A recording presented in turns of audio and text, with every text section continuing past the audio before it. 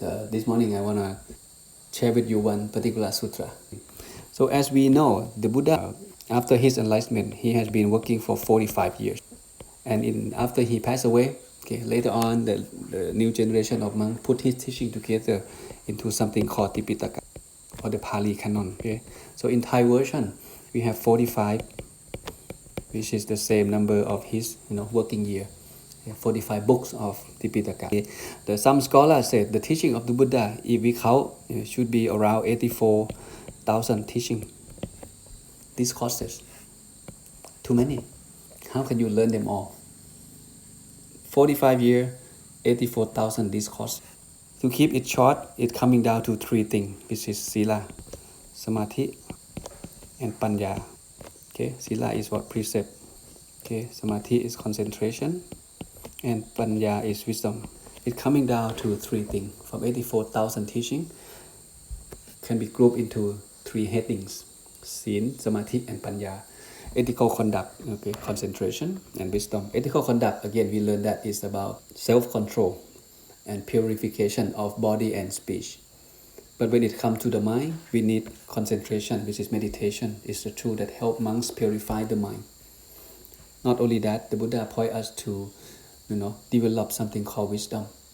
Wisdom in Buddhism means to see things the way they are. We can refer to understand what are five aggregators and how they work. The concept about self and non-self, those kind of areas. And, if we come down to one word, what would be that word? To summarize 84,000 to three groups, Sin, Samadhi, Panya. The last teaching of the Buddha, he mentioned one particular important keyword before he passed away. It's about don't be careless. What he means by don't be careless. This is his last teaching before he passed. He said all the monks, all the sankhara, all the conditioned phenomena, basically I am about to die, and all of you as well, we are all die one day. We live life in the realm of suffering. So your job is to make sure that practice the Dhamma, vigilantly. Don't be careless. To attain something that you still not attain, to achieve something that you are still not achieve. The Buddha point us the way to realize Nibbana. So don't be careless.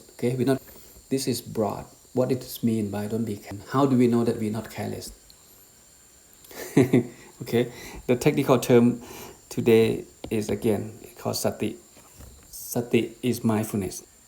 People who have sati is the people who are not careless.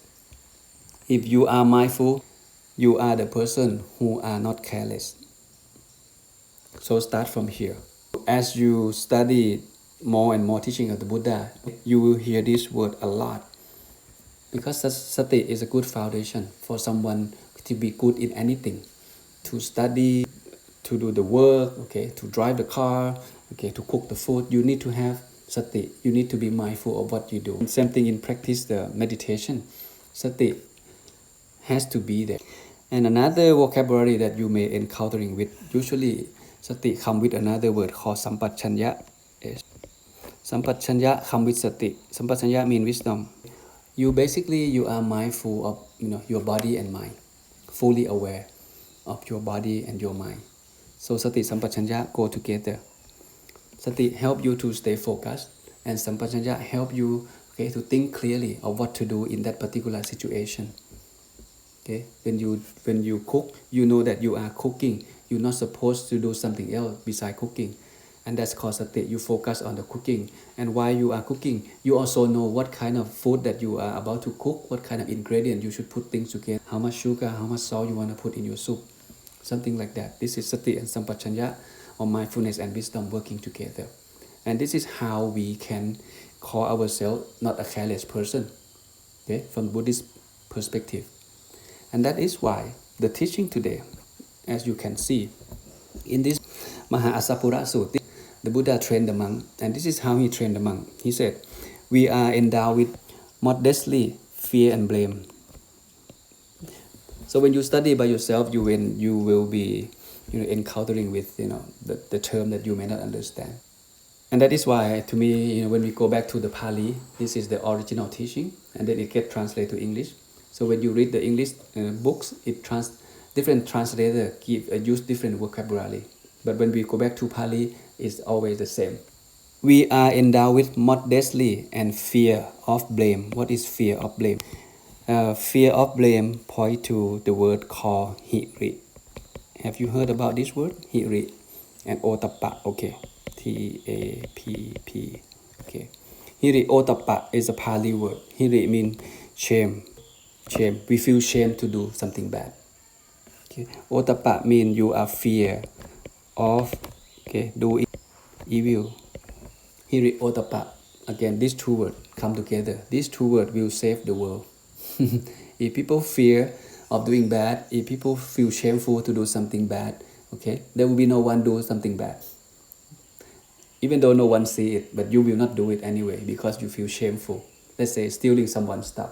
Why would you do that? You feel shameful of your own self. I shouldn't be doing that. Okay. Let's say husband and wife, if he will be shameful to have an affair with someone else. This is shameful. No one need to know that. You know that you feel you shouldn't be doing that. This is called hiri otappa. As a monk, again, these two virtues also have to be cultivated. We are endowed with modesty, okay, hiri and otappa. Whether anyone see you or not, okay, you shouldn't be doing something evil. Our bodily conduct, our speech conduct, and our thought conduct, okay, has to be pure.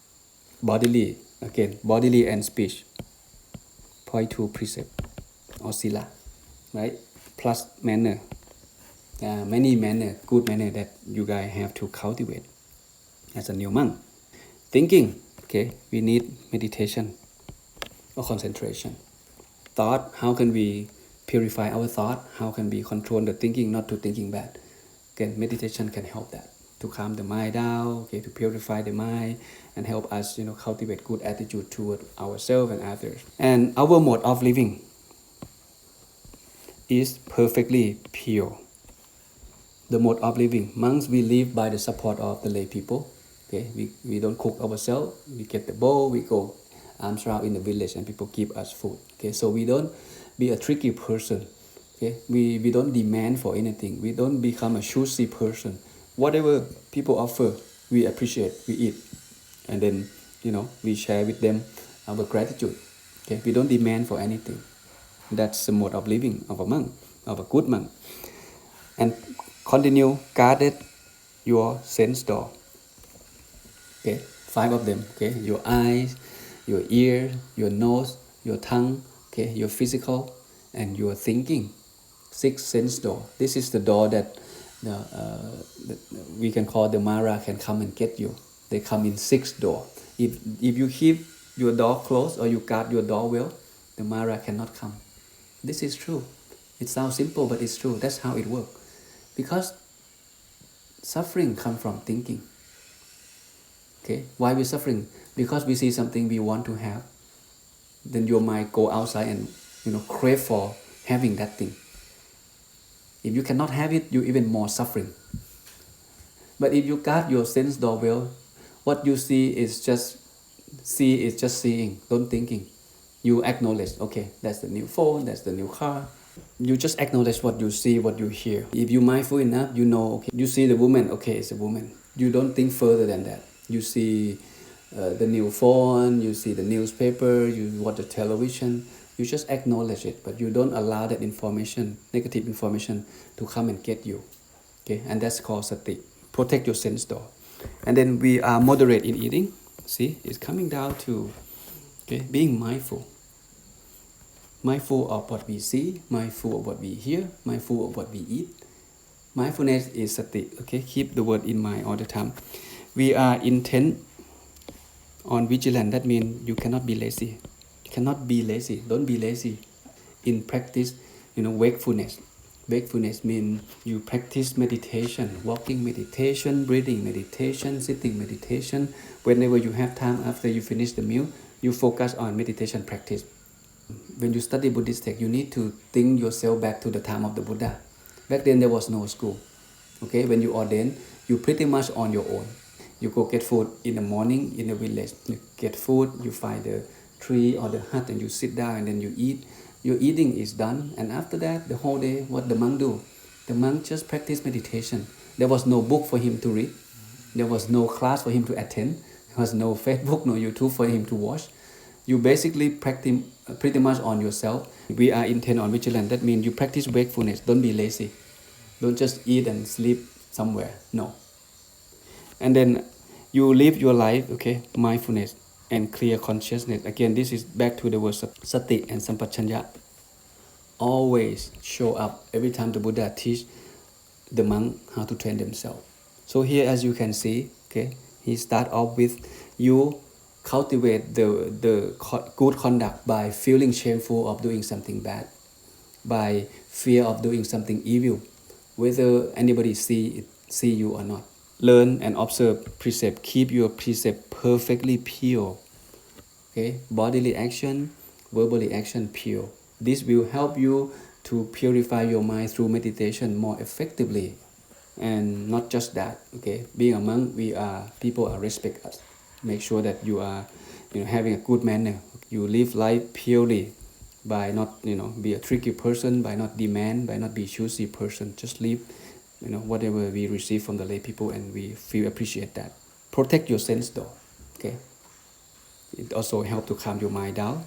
Also help you to be mindful, and don't be lazy in practice meditation and the Dhamma practice, and stay with consciousness and mindfulness all the time. As you can see, this is the Buddha teach us how to be not careless, for you to all the time know what you do and when to do. This is the one. He said, we will have mindfulness and situational awareness. This is mean what? Again, sati and sampachanya, the same word. We will act with consciousness when going out, when coming back. Let's say go arms round and come back. You go with sati. You go with fully, aware. Okay, have awareness. When looking ahead, when looking aside, okay, when bending, when extending, okay, your arms, okay, when put your robes on, put your bows on, okay, outer robe, inner robe,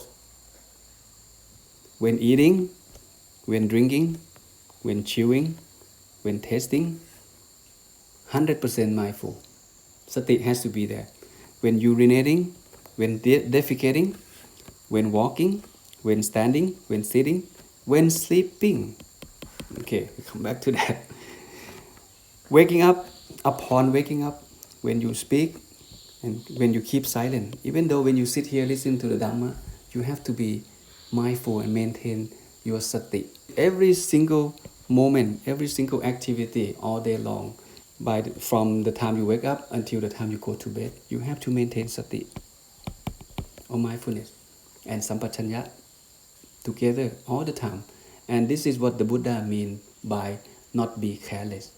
How can a person consider that I am a careful person?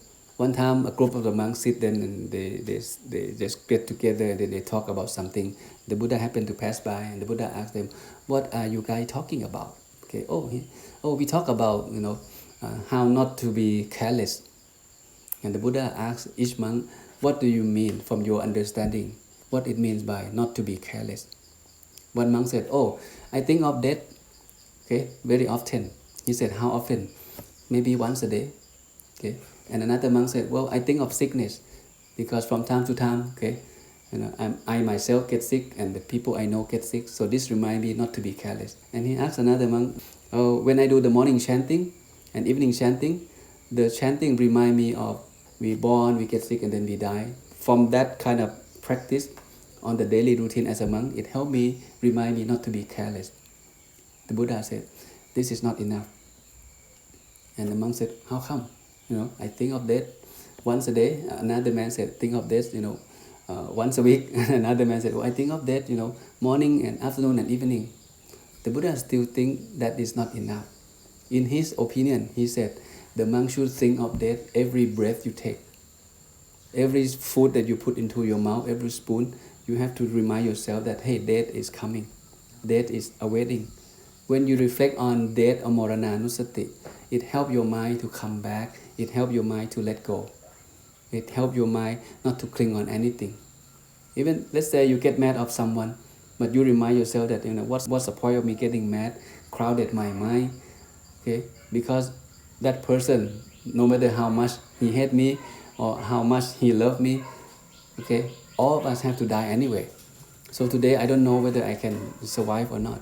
So why don't I just let go? If you can let go, you not cling on that madness, you not cling on anything, and then the mind come back to the stillness, and then you can meditate better.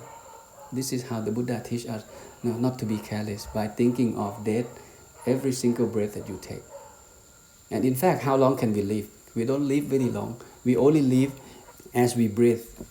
If you breathe in and you don't breathe out, you die. If you breathe out and you don't breathe in, again, you die. The same, right? So, this is the reflection that I found is very useful to keep remind ourselves that, okay, we don't know when we're gonna die, but we die for sure.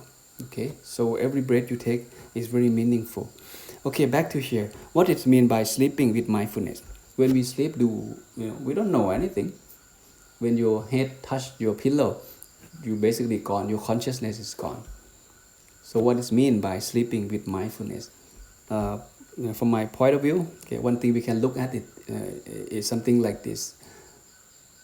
Before you fall asleep, let's say you get ready, okay, you do the chanting, you share loving kindness, you turn off the light, you go to bed, and then you lie down. Your head touch the pillow, you're about to sleep.